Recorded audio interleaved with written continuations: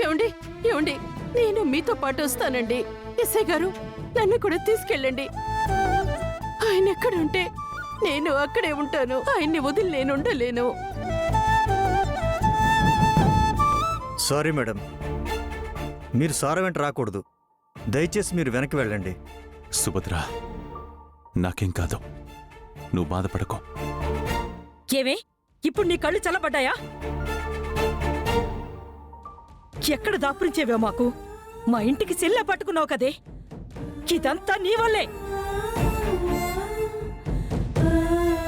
ఈ దరిద్రాన్ని ముందే ఇంటి నుంచి తరిమేసుంటే సరిపోయేది. ఇప్పుడు ఈ సమస్య వచ్చుండేదే కాదు. అనవసరంగా దీనికి బెయిల్ ఇప్పించావు గౌతమ్. ఇప్పుడు చూడు, ఏకంగా మీ నాన్నగారిని అరెస్ట్ చేయించింది. చూడు, నీ వల్ల ఇంటి పరువు గౌరవం అన్నీ పోతున్నాయి. ఇంకా ఇలాంటి దారుణాలు ఎన్ని చూడాల్సి వస్తుందో ఏమో. ఎస్ఐ గారు, పదండి. ఏమండి,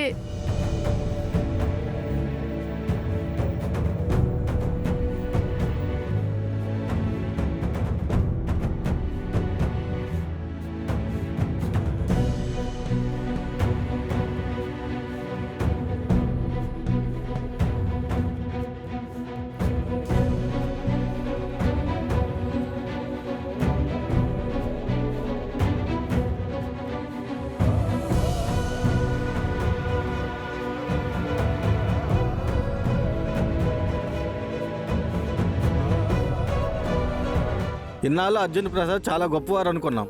దేశానికి చాలా సేవలు చేస్తున్నాడు అనుకున్నాం. కానీ ఇప్పుడు ఈయన వల్లే శత్రువులకి మన దేశ సమాచారం వెళ్ళిందంట. డబ్బున్న వాళ్ళు దేనికైనా అమ్ముడుపోతారు. ఈయన ఏకంగా దేశాన్ని అమ్మడానికి పెట్టాడు. అర్జున్ ప్రసాద్ గారు ఇలాంటి మనిషిని నేనెప్పుడూ అనుకోలేదు. మంచిగా నటిస్తూ ఇంత ద్రోహం చేస్తారా? వీళ్ళ ఇంట్లో ఎప్పుడు ఏం జరుగుతుందో ఎవరికీ అర్థం కాదు. వీళ్ళ కోడలేమో మొగుడిని పిల్లాన్ని వదిలేసి వెళ్ళిపోయింది, కొడుకేమో నర్సు వెనకాల తిరుగుతున్నాడు.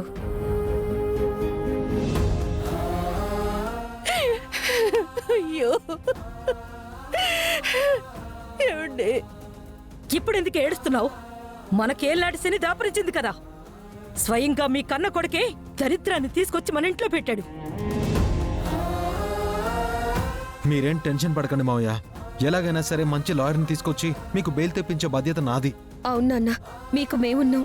మీరేం వరీ అవ్వకండి. టెన్షన్ అవ్వకండి అంకుల్. మా మామ్తో చెప్పి మంచి లాయర్ని మాట్లాడతాను.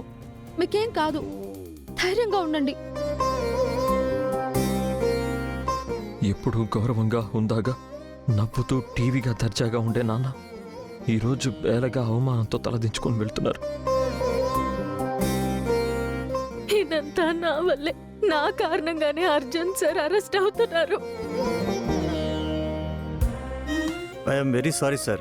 మిమ్మల్ని కాపాడడానికి నా వంతు ప్రయత్నం నేను చేస్తాను. మిస్టర్ గౌతమ్, ఈలోపు మీరు బాక్స్ వెతకండి. అలాగే సార్. Sir please.